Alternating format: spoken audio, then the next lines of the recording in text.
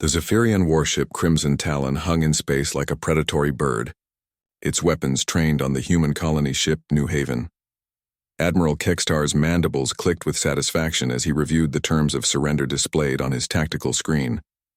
"The humans will comply," he hissed to his bridge crew. They always do when faced with superior firepower.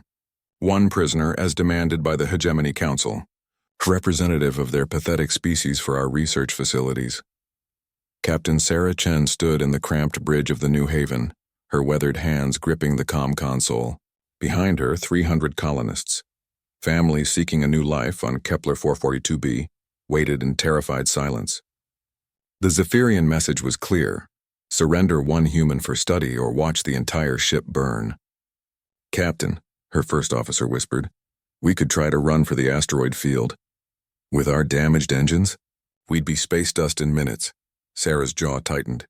She'd been a colony ship captain for 12 years, but before that she'd spent 25 years as a volunteer firefighter in rural Montana. She'd learned long ago that sometimes you ran toward the fire instead of away from it. "I'll go," she said simply. "Captain, no, that's an order." Sarah turned to face her crew, her voice steady as granite. "Get these people to Kepler 442b. Build something beautiful there." An hour later, Sarah materialized aboard the Zephyrian vessel, her hands zip-tied behind her back. The alien corridors reeked of sulfur and ozone, and the gravity felt heavier than Earth normal. Towering reptilian guards escorted her through twisting passages lined with pulsing bioluminescent conduits. Admiral Kekstar examined his prize with cold, calculating eyes. The human female appeared unremarkable. Graying hair, weathered skin, average height. Her clothing was simple, practical. Yet something in her steady gaze made him uneasy. "You are the leader of your vessel?" he demanded in accented standard. "I was." "You will be studied, dissected. Your species' weaknesses will be catalogued for the Hegemony's conquest fleets." Sarah nodded calmly. "I figured as much." Kekstar's head tilted. Most prisoners begged, wept, or raged. This human's composure was unsettling. They threw her into a cramped detention cell with crystalline walls that hummed with energy fields. Sarah sat cross-legged on the floor and began to observe. 25 years of volunteer firefighting had taught her patience, situational awareness, and most importantly, how to spot hazards others missed. The ship's design was elegant but flawed.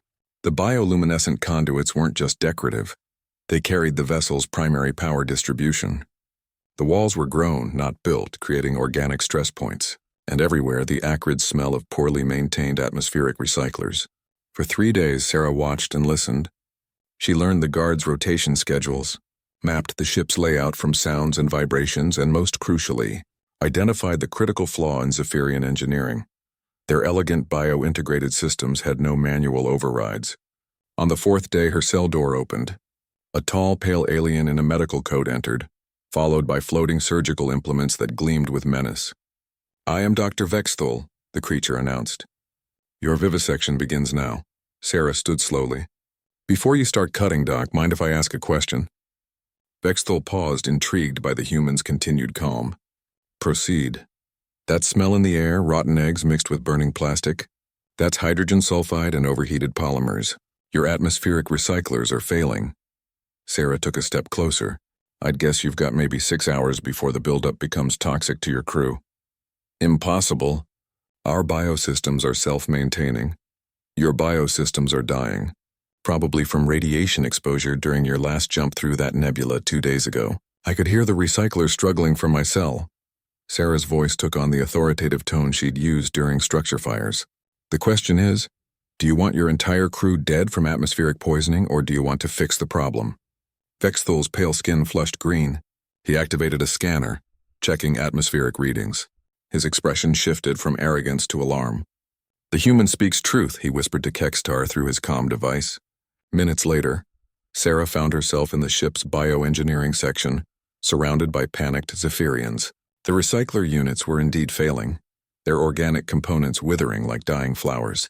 Toxic gases were building in the ship's atmosphere at an exponential rate.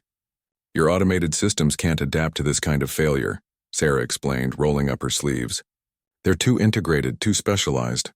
But I've spent decades jury-rigging equipment to work in impossible conditions. She began disconnecting bioconduits, rerouting power flows, and creating manual bypass systems using spare components. Her movements were swift, economical, honed by years of emergency response. The Zephyrians watched in amazement as she transformed their elegant but brittle systems into crude but functional hybrid networks. There. Sarah wiped her hands on her pants as the recyclers hummed back to life. That'll keep you breathing for another few months, but you'll need to retrofit your entire atmospheric system if you want a permanent fix. Admiral Kextar stared at the human in bewilderment. Why did you help us? We intended to kill you. Sarah shrugged. Where I come from, when someone's in trouble, you help. Doesn't matter who they are. The bridge fell silent except for the steady hum of the newly repaired systems. Kexter felt something strange, a sensation his species had no word for. Humans called it shame. Your colony ship, he said finally. We will not pursue it. Sarah nodded. Appreciate that. And you will be released. With our apologies. As Sarah's shuttle departed the Crimson Talon, Dr. Vexthul turned to his admiral. The human's physiological scans showed elevated stress hormones throughout the crisis. Yet she never hesitated to help us. How do we explain this to the Hegemony Council? Kextar watched the small craft disappear into the starfield.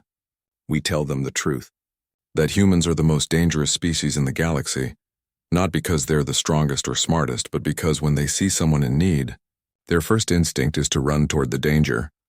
He paused, mandibles clicking thoughtfully, and we recommend that the Hegemony find better neighbors than enemies among such people. Sarah Chen arrived at Kepler 442b 6 weeks later to find a thriving colony and a message waiting for her. The Zephyrian Hegemony had officially declared humanity a protected species and established trade agreements with Earth's governments. At the colony's first town hall meeting, someone asked Sarah how she'd managed to turn their captors into allies. She smiled, thinking of smoke-filled buildings and midnight rescue calls. Same way you put out any fire. You don't fight it head-on, you remove what's feeding it. In this case, fear and misunderstanding were the fuel. The colonists named their first settlement Chen's Landing, and every firefighter who heard the story understood why their colleague had walked into that alien ship without hesitation. After all, running toward danger to help others wasn't just Sarah Chen's job. It was who she was,